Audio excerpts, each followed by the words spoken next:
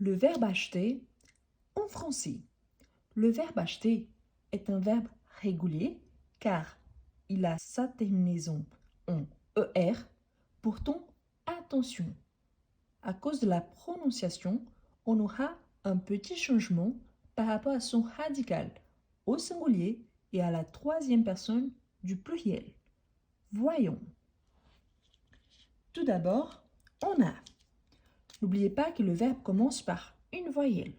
Du coup, il faut faire élision, c'est-à-dire supprimer les E qu'il y a là et à sa place, ajouter un apostrophe.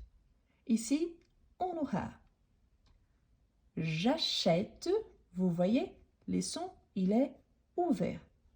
Du coup, sur les E, on ajoute un accent grave, différemment de son radical. Donc, j'achète, j'achète, tu achètes, tu achètes. Ici, la même chose, et n'oubliez pas la terminaison en S. Il, elle, on achète. Attention, quand on arrive au pluriel, nous et vous reprend le radical de son verbe à l'infinitif, c'est-à-dire pas d'accent. Nous achetons, nous achetons. Vous achetez, vous achetez. Et finalement, il est le pluriel avec le même radical du singulier, c'est-à-dire avec l'accent grave. Ils achètent, elles achètent. Du coup, n'oubliez pas l'accent grave parce qu'il est très important, surtout pour la prononciation. Maintenant, la forme négative. N'oubliez pas que le verbe commence par une voyelle. Du coup, c'est le ne qui souffre l'élision. Le je revient au normal. Je n'achète pas. Tu n'achètes pas. Il, elle, on n'achète pas. Nous n'achetons pas. Vous n'achetez pas. Vous n'achetez pas. Il, elle n'achète pas. Il, elle n'achète pas. Notez que quand il s'agit d'un verbe qui commence par voyelle, surtout ici, quand il y a la négation, ici on dit ils achètent, mais ici on dit ils n'achètent pas. Le il y a la même prononciation de il au singulier.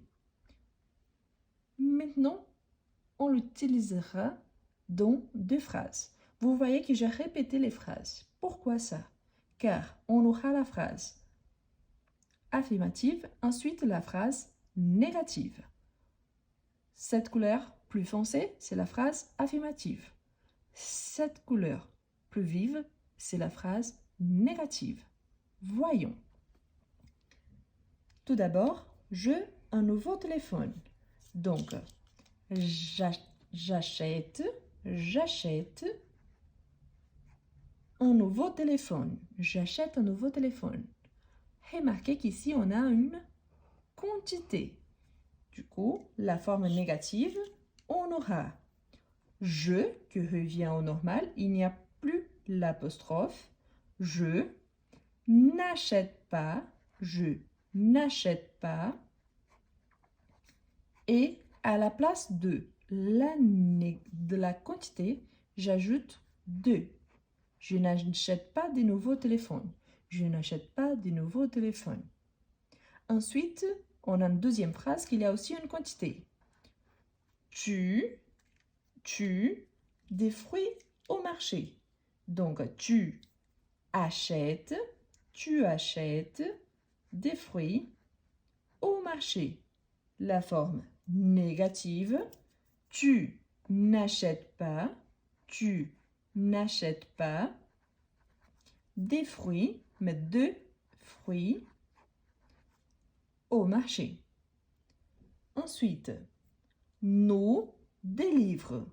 Nous achetons, nous achetons, pas d'accent, nous achetons des livres, une quantité pas précise. Nous n'achetons pas, nous n'achetons pas de livres. Nous n'achetons pas de livres. Vous achetez une nouvelle voiture. Vous achetez une nouvelle voiture. Vous n'achetez pas de nouvelles voitures.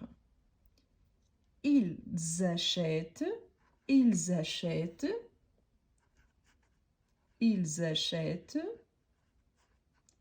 des vêtements en solde.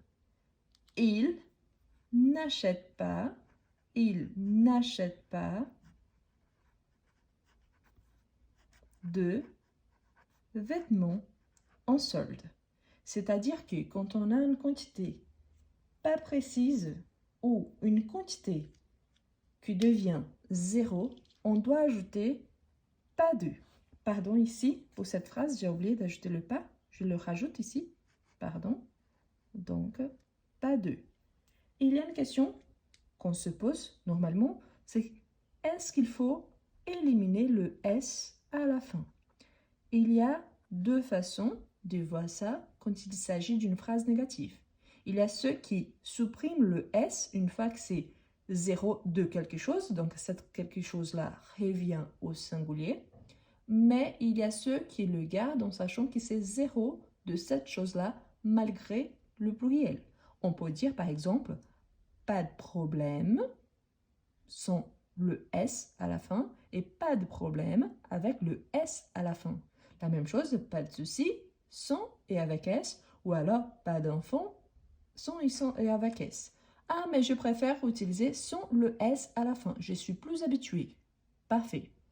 Parfois, je garde le S. Il n'y a pas de souci. Là, il faut vraiment adapter selon ce que vous êtes habitué, en sachant qu'il y a ces deux façons-là. Moi, particulièrement, je préfère la plupart du temps de supprimer le S quand il s'agit d'une phrase négative. Eh bien, si vous aimez bien la conjugaison, je vous invite aussi à acheter mon petit livre qui s'appelle « Je conjugue ». L'objectif, c'est toujours d'avoir un tableau de conjugaison avec plusieurs verbes à conjuguer. Tout d'abord, au présent de l'indicatif, mais qui bien évidemment, vous pouvez l'adapter et l'utiliser pour tous les temps verbaux. Je vous laisse le lien et je vous invite à le connaître. N'oubliez pas de liker la vidéo, de vous abonner si vous n'êtes pas encore abonné et de laisser en commentaire une phrase en utilisant le verbe acheter. Merci beaucoup et à la prochaine!